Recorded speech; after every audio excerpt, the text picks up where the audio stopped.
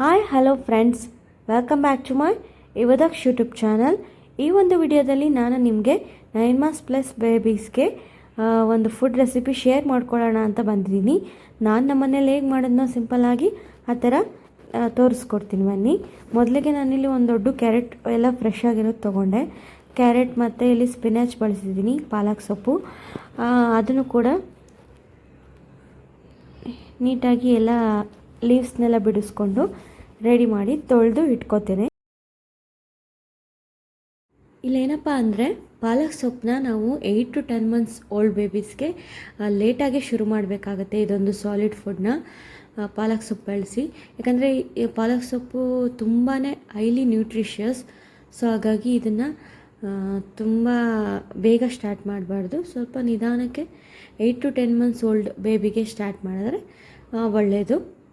ಇಲ್ಲಿ ನಾನು ಕ್ಯಾರೆಟ್ ಮತ್ತು ಪಾಲಕ್ ಸೊಪ್ಪನ್ನು ಎರಡನ್ನೂ ನೀಟಾಗಿ ವಾಶ್ ಮಾಡಿ ಇಟ್ಕೊಂಡು ಒಂದು ಸಣ್ಣ ಕುಕ್ಕರ್ ತೊಗೊಂಡಿದ್ದೀನಿ. ಆ ಕುಕ್ಕರ್ ಒಳಗೆ ತೊಳೆದ್ಬಿಟ್ಟು ಹಾಕ್ಕೊಳ್ತೀನಿ.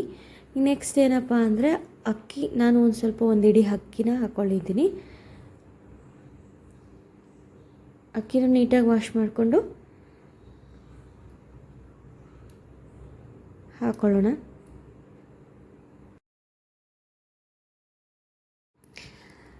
ಮತ್ತು ಪಾಲಕ್ ಸೊಪ್ಪು ಕೊಡೋದ್ರಿಂದ 1 year ಬೇಬೀಸ್ಗೆಲ್ಲ ತುಂಬಾ ಒಳ್ಳೆಯದು. ಇದರಿಂದ ತುಂಬಾ ಬೆನಿಫಿಟ್ಸ್ ಇದೆ.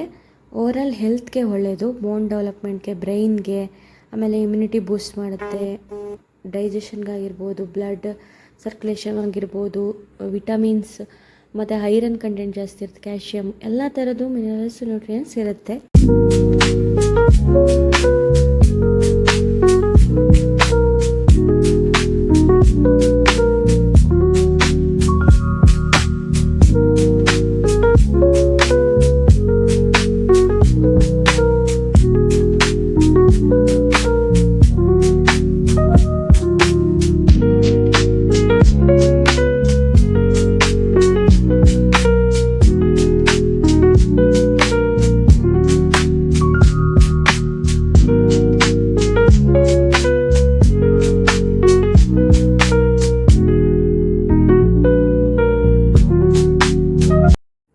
ಸೊ ಇಲ್ಲಿ ನಾನು ತೊಳೆದಿಟ್ಕೊಂಡಿರೋ ಅಕ್ಕಿನೆಲ್ಲ ಹಾಕ್ಕೊಂಬಿಟ್ಟು, ನೆಕ್ಸ್ಟ್ ನಾನಿಲ್ಲಿ ಬೇಳೆ ಸ್ವಲ್ಪ ತೊಗೊಂಡಿದ್ದೀನಿ. ನಾನು ಜಾಸ್ತಿ ಹಾಕಲ್ಲ ಬೇಳೆ. ಮತ್ತು ನಮ್ಮ ಮನೆಯಲ್ಲಿ ಸಣ್ಣ ಈರುಳ್ಳಿ ಇತ್ತು ಅಂದ್ಬಿಟ್ಟು ಅದನ್ನು ಕೂಡ 1-2 ಪೀಸ್ ಹಾಕಿದ್ದೀನಿ ಅಷ್ಟೇ. ಇದಕ್ಕೆ ನೀವು ಹೆಸರು ಬೇಳೆ ಕೂಡ ಹಾಕೋಬೋದು. ನಾನಿಲ್ಲಿ ಮಾಮೂಲಿ ತೊಗರಿಬೇಳೆ ಹಾಕ್ಕೊಂಡಿದ್ದೀನಿ. ಸೊ ನೋಡಿ ಎಷ್ಟು ನಾನು ತೊಗೊಂಡಿರೋದು ಬೇಳೆ.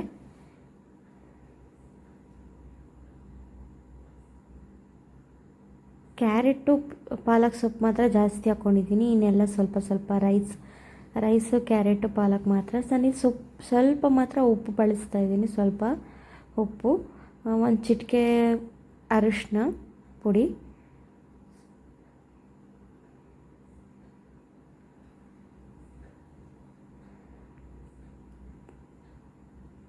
ಇದಕ್ಕೆ ನೀವು ಬೀನ್ಸ್ ಯಾವುದೇ ತರಕಾರಿ ಬೇಕಾದ್ರೂ ಹಾಕ್ಕೋಬೋದು, ಮತ್ತು ಟೊಮೆಟೊ ಆಗಿರ್ಬೋದು, ಮತ್ತು ನಿಮ್ಮ ಇಷ್ಟ ಆಗಿರೋ ತರಕಾರಿ ನೆಲ್ಲ ಹಾಕ್ಕೊಂಡು ಕೂಡ ಕೊಡ್ಬೋದು.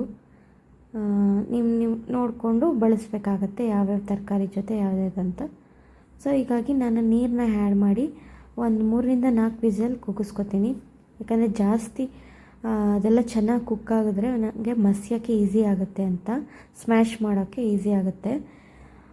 ಸೊ ಹಾಗಾಗಿ ನಾನು 4-5 ವಿಸಲ್ ಕೂಗಿಸ್ಕೊಂಡೆ. ನೋಡಿ ಈಗ ನೀಟಾಗಿ ಬೆಂದಿದೆ. ನಾನು ಇದನ್ನು ಫುಲ್ ನುಣ್ಣಗೆ ಮಸ್ಬಿಡ್ತೀನಿ.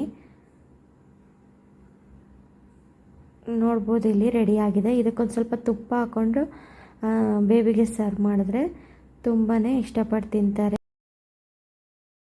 ವಿಡಿಯೋ ನೋಡಿದ್ದಕ್ಕೆ ಥ್ಯಾಂಕ್ ಯು. Bye bye.